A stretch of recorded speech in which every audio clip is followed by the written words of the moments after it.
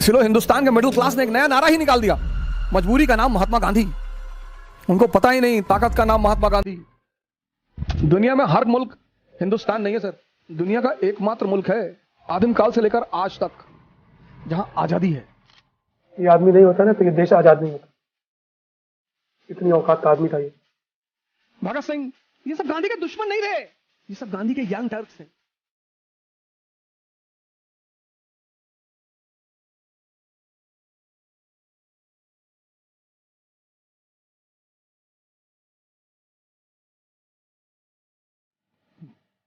जय हिंद फ्रेंड्स।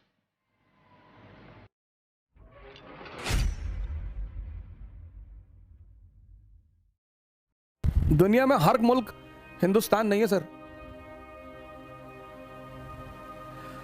दुनिया का एकमात्र मुल्क है आदिम काल से लेकर आज तक जहां आजादी है। आज कितनी है ये मुझे नहीं पता, लेकिन है सर। हमारे बहुत सारे भाई बंद हैं, राजनेता हैं, विद्वान हैं, कभी भी कमेंट कर देते हैं।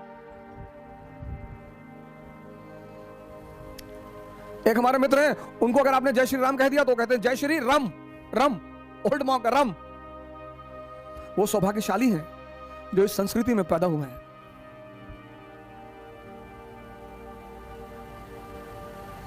उधर होते ना सर, उधर समझ रहे हो ना, उधर होते तो निकाल लेते सब और जैकेट बना देते। जैसे मैं एक बड़ा छोटा सा एग्जांपल आपको देता हूं। गांधी को इतना गाली देते इस देश में इतना लोग गाली देते, इतना। पर सर जब आप उस आदमी को पढ़ेंगे ना और समझेंगे, आज 2022 भारत एक राष्ट्र है। 1922 भारत राष्ट्र था ही नहीं। आज 2022 भारत एक राष्ट्र है, सशक्त राष्ट्र है, दुनिया में एक हस्ती है इस देश की। लेकिन राष्ट्र के नाम पर आज भी लोगों को इकट्ठा करना मुश्किल है।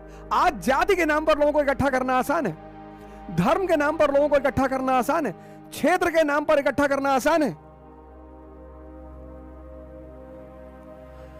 1920 का भारत, 2022 का भारत, भारत एक राष्ट्र है, सशक्त राष्ट्र है। और आज भारत के लोगों को नेशन के आधार पर एकत्र करना मुश्किल है। और 1920 में राष्ट्र था ही नहीं।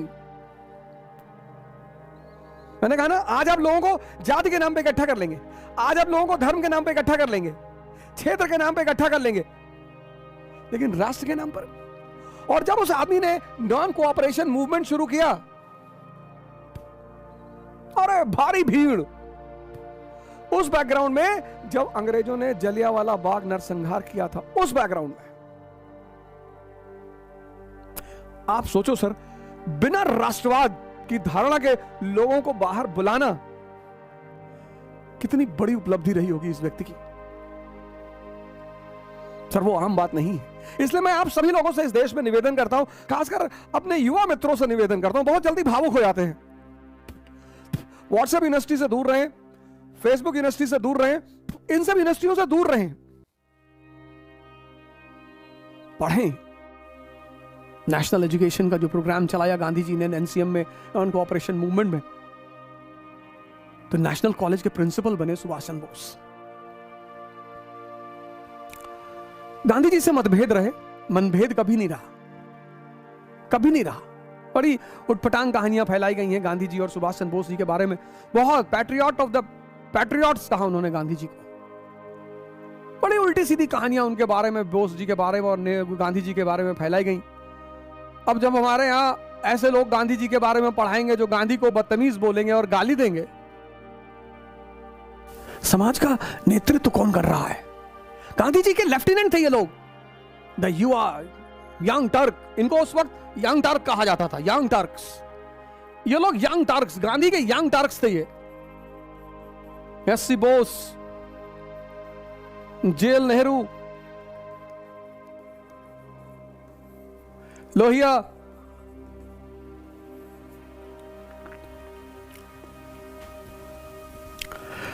जयप्रकाश नारायण, ये सब गांधी के यंग टर्क्स थे। भगत सिंह, ये सब गांधी के दुश्मन नहीं थे। ये सब गांधी के दुश्मन नहीं थे। ये सब गांधी के यंग टर्क्स थे। टर्क्स लड़ाकू कौम है ना, तो यहां टर्क मतलब लड़ाकू। नाथूराम गोडसे को मारना ही था, जिन्ना को मार दिया होता। जिन्ना को मार देता भगवान बन जाता कंट्री में, क्योंकि जिन्ना के बाद दूसरा कोई मुस्लिम लीडर उस मूवमेंट को चलाने वाला था ही नहीं।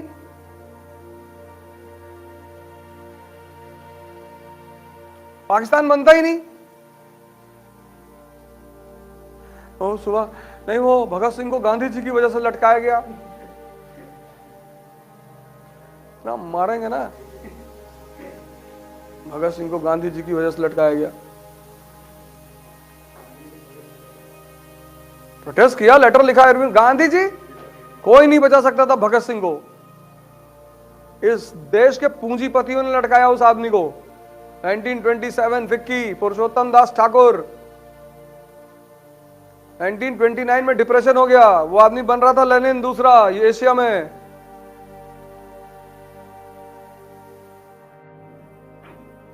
इस आदमी के पास कौन सी कंपनी है? इसका बेटा, अपने बेटे के लिए इस आदमी ने नहीं कहा। हरिलाल इसका बेटा था, हरिलाल इसका बेटा था। कहा किसी पूंजीपति से कह दो हमको लंदन भेजने पढ़ने के लिए। उसने कहा हम ना कहेंगे।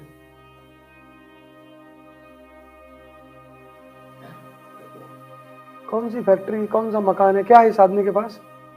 इसको हिंदुस्तान में लोग गाली देते हैं, 80% लोग गाली देते हैं इस आदमी को।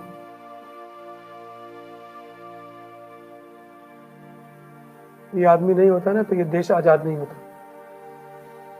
इतनी औकात का आदमी था ये।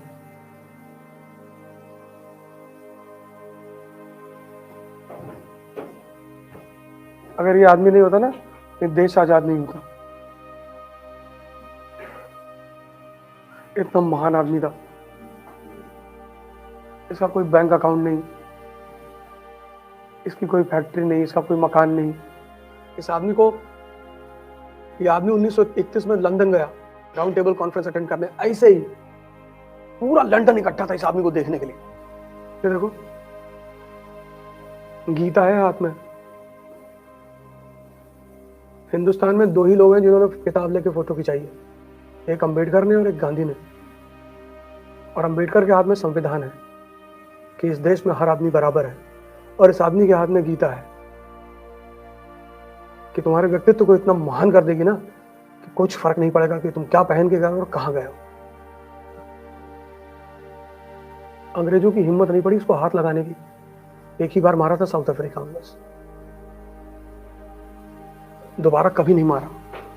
हिम्मत ही नहीं पड़ी, हिम्मत ही नहीं पड़ी, हिम्मत। 1930, 1930 इरविन था वाइसराय भारत का। इस आदमी ने इरविन से कहा वादा करो। इस आदमी ने कहा मैं सविनय अवज्ञा आंदोलन शुरू करने जा रहा हूं। इरविन ने कहा बाबा साइमन कमीशन अपना काम कर रहा है, बाबा साइमन को काम कर लेने दो, फिर हम लंदन में बैठ के चर्चा करेंगे कि भारत को आगे क्या देना है, राजनीतिक सुविधा क्या देनी है। तो गांधी जी ने कहा नहीं, हमको तुम वादा करो कि तुम हमको डोमिनियन स्टेटस दोगे। इरविन ने कहा बाबा हम वादा ना कर पाएंगे, हमारी औकात में नहीं। उधर साइमन ने व्हाइट पेपर पेश कर दिया ब्रिटिश पार्लियामेंट में। कमीशन जब अपना काम पूरा करता है तो व्हाइट पेपर बनाता है। व्हाइट पेपर मतलब चर्चा के बिंदु। तो कमीशन ने व्हाइट पेपर दे दिया लंदन ब्रिटिश पार्लियामेंट में। उस व्हाइट पेपर में डोमिनियन स्टेटस कहीं था ही नहीं। अंबेडकर, मालवीय, जिन्ना सब लंदन में थे। अंग्रेजों ने इन लोगों को बुलाया, कहा तुम लोग, तुम्हारे पीछे जनता है?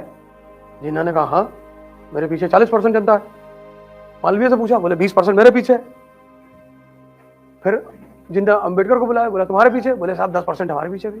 बोले 70% जनता के नेता तो लंदन में है, बाढ़ में जाए गांधी। बोले गांधी को बुलाना ही नहीं। पहले राउंड टेबल कॉन्फ्रेंस में गांधी को नहीं बुलाया। और इस आदमी ने इस देश में इतना बड़ा आंदोलन खड़ा कर दिया, नमक सत्याग्रह। पूरा भारत जलने लगा। ब्रिटिश पार्लियामेंट ने फोन किया हिंदुस्तान, इरविन को, कि वैसे क्या हो रहा भैया, अंबेडकर को बुलाए, जिन्ना को बुलाए, तो तुम लोग तो कह रहे थे कि 70% लोग तुम्हारे पीछे। बोले तुम तीनों को पैदल भेजेंगे इंडिया। तो मालवीय ने कहा कि सर इसीलिए हम इस आदमी को बाबा कहते हैं, पता नहीं कब कौन कांड करते, पता ही नहीं। साबरमती से डांडी पैदल चल के गए, पैदल। एक से एक जवान निकले कि हम भी चलेंगे, 2 किलोमीटर में बेहोश हो गए।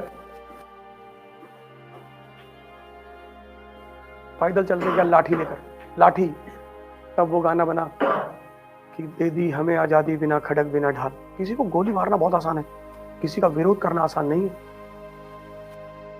गांधी ब्रिटिश साम्राज्य के सामने खड़े हुए कि तुम गलत कर रहे हो। हिंदुस्तान में लोग कहते हैं मजबूरी का नाम महात्मा गांधी, ताकत का नाम। किसी का विरोध करके देखो।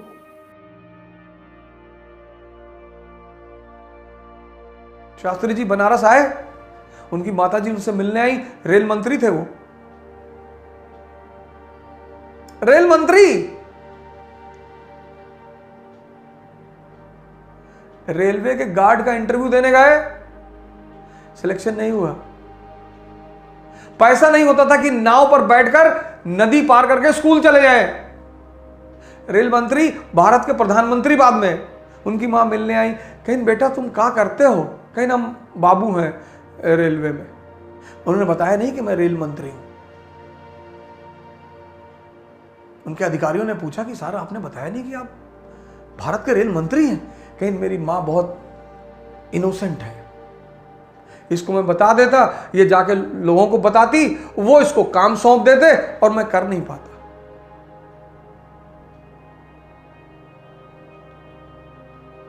अपने बेटे के खिलाफ एफआईआर कर दी क्योंकि वो प्रधानमंत्री की कार लेकर चला गया था। चीन गए, सदरी फटी हुई थी। प्रधानमंत्री, हमने इन चीजों को इज्जत देना ही छोड़ दिया।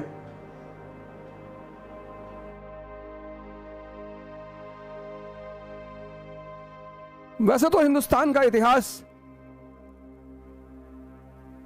सितारों से खाली नहीं है, और ऐसे ऐसे सितारे हैं जिन्होंने न सिर्फ इस देश, इस समाज, बल्कि पूरी मानवता को एक नई दिशा दी। उन्होंने अपने कामों से, अपने विचारों से लगभग सभी जागृत मानसिकताओं को प्रभावित किया। Awakened mentality, awakened mentality. सबको तो प्रभावित नहीं कर पाए। उनके साथ एक प्रॉब्लम है, ऐसे लोगों के साथ एक प्रॉब्लम है कि वो सिर्फ जागृत मानसिकताओं को प्रभावित कर सकते हैं। बुद्ध, महावीर, दादू, नानक, रैदास, गांधी, भगत सिंह, सुभाष चंद्र बोस और न जाने कितने सारे लोग। मैं आज बहुत ज्यादा समय तो आप लोगों का नहीं लूंगा, लेकिन मैं सीरीज बनाऊंगा। मैंने ये प्लान बना लिया है कि भारत की जितनी भी महान हस्तियां हैं, पहले भारत से ही शुरू करूंगा, उन पे मैं एक सीरीज बनाऊंगा। अंबेडकर, गांधी, भगत सिंह, सुभाष चंद्र बोस, पूरी सीरीज। अब उसमें जो भी समय लगे, जब भी शुरू हो, नौजवान क्रांति के अगले हिस्से में यही कहानी चलेगी। जय हिंद।